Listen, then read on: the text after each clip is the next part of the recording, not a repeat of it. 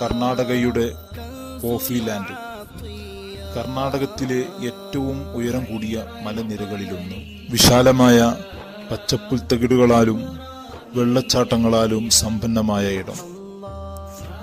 June മുതൽ March വരെയുള്ള മഞ്ഞുമൂടി പുതച്ചു കിടക്കുന്ന സ്വിറ്റ്സർലാൻഡിന്റെ പ്രതീതി നൽകുന്ന താഴ്വരകൾ. കർണാടകയിലെ ചിക്ക്മാംഗ്ലൂർ ജില്ലയിലെ പശ്ചിമഘട്ട ബാബാ ബുദൻ മലനിരകളിലാണ് ദാദാ ഹയാത്ത് ദർഗാ ഷരീഫ്.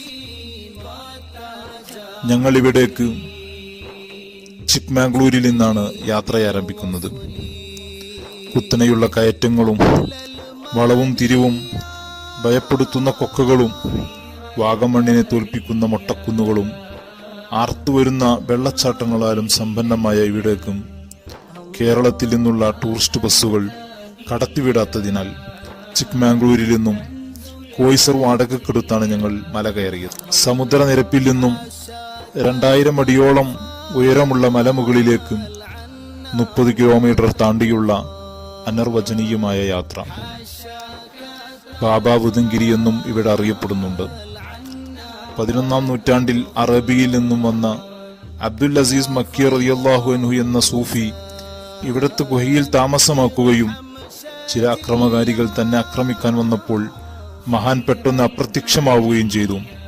ഇങ്ങനെയാണ് ദാദാ ഹയാത്ത് എന്ന പേര് വരുന്നത്. പിന്നീട് 16ാം നൂറ്റാണ്ടിൽ യമനിൽ നിന്നെത്തി ഇവിടെ താമസമാക്കിയ ജമാലുദ്ദീൻ മഖ്ബരി എന്ന മഹാനാണ് ബാബാ ബുദൻ എന്ന പേരിൽ അറിയപ്പെടുന്നത്.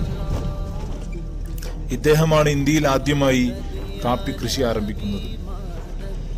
മദദ് യാ നബി മദദ് യാ നബി മദദ് യാ നബി യാ